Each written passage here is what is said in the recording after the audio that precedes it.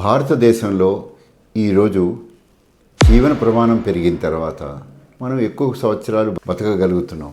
And ముఖ్యంగా 65-70 ఏళ్ళు దాటిన తర్వాత దాన్ని మేము జీరియాట్రిక్ అంటే పెద్ద వయసులో వచ్చే మానసిక సమస్యలు ముఖ్యమైనవి డిప్రెషన్ అంటాం. అది జీరియాట్రిక్ డిప్రెషన్ అని కూడా అంటాం. అంటే పెద్ద వయసులో వచ్చే డిప్రెషన్ని కొద్దిగా డిఫరెన్షియేట్ చేయడానికి. మన భారతదేశంలో ఏమవుతుందంటే మన పిల్లలు అంతా అమెరికాలోనో ఆస్ట్రేలియాలోనో యూకేలోనో వెళ్ళిపోవడం మూలంగా తల్లిదండ్రులు ఇద్దరూ దాదాపు ఎంప్టీ నెస్ట్ అంటే మనకి తెలుసు పక్షుల గూడు ఖాళీ అయిపోయిన గూడులో ఖాళీ తల్లి తండ్రి సాధారణంగా చూస్తే 60 ఏళ్ళు దాటిన వాళ్ళందరికీ ఈ రోజుల్లో హైపర్ టెన్షన్ 40%కి, డయాబెటీస్ 60%కి, ఎముకలు అరిగిపోవడం మూలంగా నడకలో మొబిలిటీలో మార్పు, ఇలాంటి సమస్యలు దాదాపు మొత్తం లెక్కెడితే కనీసం 50-60% ఉంటుంది.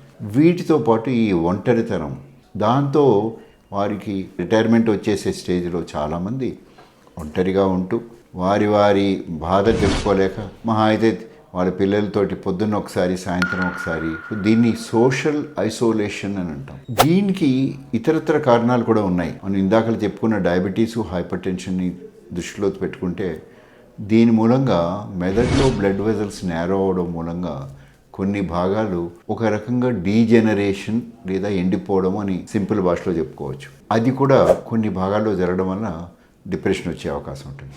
అంటే ఒక రకంగా మానసిక కారణాలు ఉన్నాయి, ఇంకో రకంగా బయలాజికల్ అంటే శారీరక జబ్బు కారణాలు ఉన్నాయి, మూడో రకంగా చూస్తే బ్రెయిన్లో కూడా మార్పులు ఉన్నాయి. ఈ డిప్రెషన్ ఎలా గుర్తించాలి? నార్మల్ కన్నా ఎక్కువసేపు పడుకోవడం, లేకపోతే నిద్ర సరిగ్గా రాకపోవడం, ఎప్పుడు ఒళ్ళంతా నొప్పులు, తలనొప్పులు, గుండె నొప్పులు, కానీ తీరా వెళ్ళి పరీక్షలు చేసుకుంటే అన్ని పరీక్షలు బాగానే ఉన్నాయి, సంతోషం లేకపోవడం, ఎంజాయ్ చేయలేకపోవడం, ముఖ్యంగా ఈ వయసులో సార్కోపీనియా అంటే కండలు తగ్గిపోతాయి, ముఖ్యంగా కాళ్ళు కండలు, తొడకండలు తగ్గిపోయేసరికి పడడం కూడా ఫ్రీక్వెంట్ ఫాల్స్ అంటాం.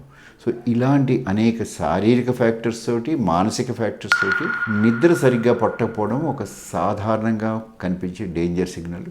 దాంతోపాటు ఇంట్లో భార్యాభర్తలే ఒకరే ఉంటే ఇంకా మాట్లాడుకోవడానికి పెద్ద మేజర్ లేదు, దాంతో ఏర్పడుతున్న కొన్ని కొత్త మానసిక సమస్య ముఖ్యంగా మన దేశంలో ఈ మధ్య పెరుగుతుంది.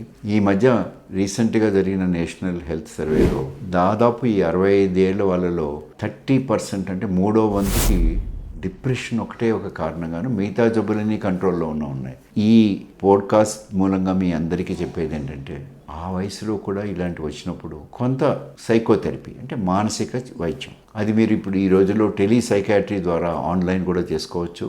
అలాగే మిగతా సిమ్టమ్స్ అన్నీ ఉంటే డాక్టర్లు మిగతా ఉన్న రుగ్మతల్ని దృష్టిలో ఉంచుకుని ఏ మందు బెస్టో మీకు ఇస్తే, సాధారణంగా యాంటీ డిప్రెసెంట్స్ యాంగ్జైటీ తగ్గించే మందులు అంటాం. అంటే యాంటీ డిప్రెసెంట్ అంటే డిప్రెషన్ తగ్గించే మందులు, యాంటీ యాంగ్జైటీ అంటే యాంగ్జైటీ తగ్గించే మందులు కలిపి 2-3 ఇస్తే 2 నెలల్లోపుగా పూర్తిగా రికవర్ అయ్యి డాక్టర్ అడ్వైస్ ప్రకారం ఒక 6 నెలల్లో సంవత్సరమో వేసుకుంటే తగ్గిపోతుంది. ఈ పోడ్కాస్ట్ ద్వారా మీ అందరికీ ఇచ్చే మెసేజ్, మా ఆశా హాస్పిటల్ తరఫున ఈ జీరియాట్రిక్ డిప్రెషన్కి ఈజీగా సొల్యూషన్ ఇవ్వచ్చు. నేను doctor G Prasadarao, senior psychiatrist, మీకు సంతోష అభినందనలతోటి కొత్త సంవత్సర శుభాకాంక్షలతోటి సైన్ ఆఫ్ చేస్తున్నాను.